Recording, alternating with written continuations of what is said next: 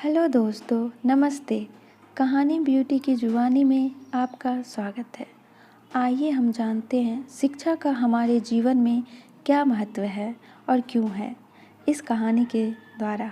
एक बार की बात है, एक राजा अपने सिपाहियों के साथ जंगल में शिकार के लिए गया, लेकिन अचानक बारिश का मौसम होने की वजह से आकाश में अंधेरा छाने लगा। राजा अपने महल से भटक गया और सिपाहियों से अलग हो गया। भूख, प्यास और थकावट की वजह से उस राजा की हालत बहुत बुरी हो गई थी। राजा बहुत परेशान हो गया, लेकिन कुछ वक्त बाद राजा को 3 बच्चे दिखाई दिए। तीनों बच्चे काफ़ी अच्छे दोस्त लग रहे थे।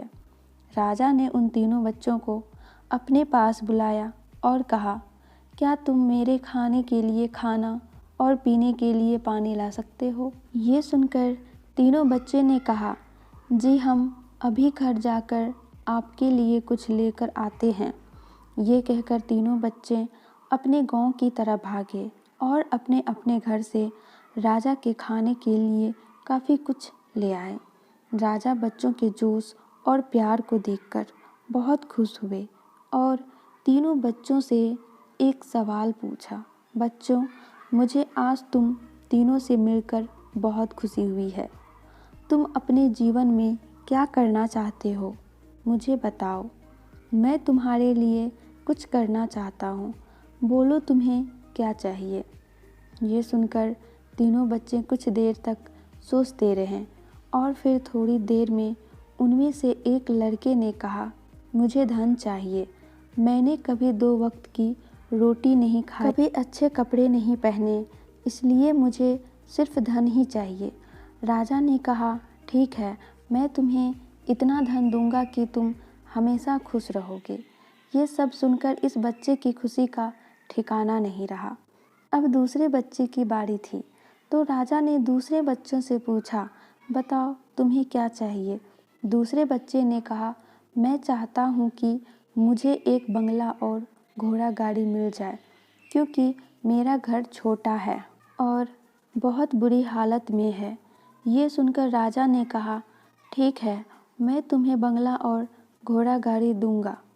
अब तीसरे बच्चे की बारी थी, तो राजा ने तीसरे बच्चे से पूछा, बताओ तुम्हें क्या चाहिए? तीसरे बच्चे ने कहा, मुझे ना धन चाहिए और ना ही बंगला। मुझे आप ऐसा आशीर्वाद दीजिए कि मैं विद्वान बन जाऊं और शिक्षा पूरी होने के बाद अपने देश की सेवा करने के लायक बन जाऊं। जब राजा ने तीसरे बच्चे की बात सुनी, राजा तीसरे बच्चे से बहुत खुश हुए और राजा ने उस तीसरे बच्चे के लिए सर्वोत्तम शिक्षा का इंतजाम करवाया। तीसरा बच्चा बहुत मेहनती था, इसीलिए दिन रात एक करके उसने पढ़ाई की और बहुत बड़ा विद्वान बन गया और सही वक्त आने पर राजा ने उसे अपने राज्य का मंत्री बना दिया।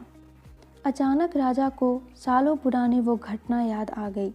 राजा ने मंत्री से कहा, कई सालों पहले तुम्हारे साथ जो 2 बच्चे थे, अब उनका क्या हाल है? मैं एक बार फिर से मिलूं, एक काम करो, अपने दोनों दोस्तों को कल खाना पर आमंत्रित कर लो। मंत्री ने अपने दोस्तों के पास ये संदेश भेज दिया। अगले दिन दोनों राजा के सामने उपस्थित हुए। राजा ने कहा, आज मैं तुम तीनों को फिर से एक बार साथ देखकर बहुत खुश हूँ। राजा ने मंत्री के कंधे पर हाथ रखकर कहा, इनके बारे में तो मैं जानता हूँ, तुम दोनों मुझे अपने बारे में कुछ बताओ। ये सुनकर जिस लड़के ने धन मांगा था, उस लड़के ने कहा, महाराज, मैं बहुत परेशान हूँ। आपने जितना धन मुझे दिया था, उतना धन पाकर मैं बहुत आलसी हो गया और मैंने बहुत सी बेकार चीज़ों में अपने धन को बर्बाद किया और मेरा बहुत सारा धन चोरी भी हो गया। इसीलिए मैं आज उसी हालत में हूँ जिसमें आपने मुझे पहले देखा था। ये सुनकर राजा ने दूसरे लड़के से पूछा, बताओ तुम कैसे हो? दूसरे लड़के जवाब दिया, महाराज, मेरा भी कुछ ऐसा ही हाल है। मैं तो अपने बंगले में बहुत खुशी और सुकून से रह रहा था, लेकिन कुछ वक्त पहले आई बाढ़ में मेरा सब कुछ बर्बाद हो गया। मैं भी उसी हाल में हूँ जिसमें आपने मुझे पहले देखा था। ये सब सुनकर राजा ने कहा, अब इस बात को हमेशा याद रखना कि धन दौलत संपत्ति हमारे पास हमेशा नहीं रहती, लेकिन ज्ञान और शिक्षा ऐसे अनमोल खजाने हैं जो हमेशा हमारे पास रहते हैं और इसे कोई चुरा भी नहीं सकता। अगर तुम शिक्षा में विद्वान बन जाओगे तो धन और संपत्ति अपने आप तुम्हें मिल जाएंगे। इस कहानी से हमें यह सीख मिलती है कि धन पाने का लालच हर किसी को होता है।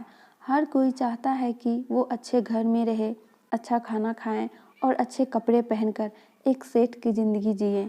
लेकिन ज्ञान और शिक्षा के बिना अगर आपको बंगला, पैसा, गाड़ी मिल भी जाए तब भी वो आपके किसी काम का नहीं, क्योंकि तब आपको समझ ही नहीं आएगा कि इसे संभालना कैसे है। दोस्तों, यह कहानी आपको कैसी लगी? अपना ओपिनियंस कमेंट बॉक्स में ज़रूर शेयर करना। धन्यवाद।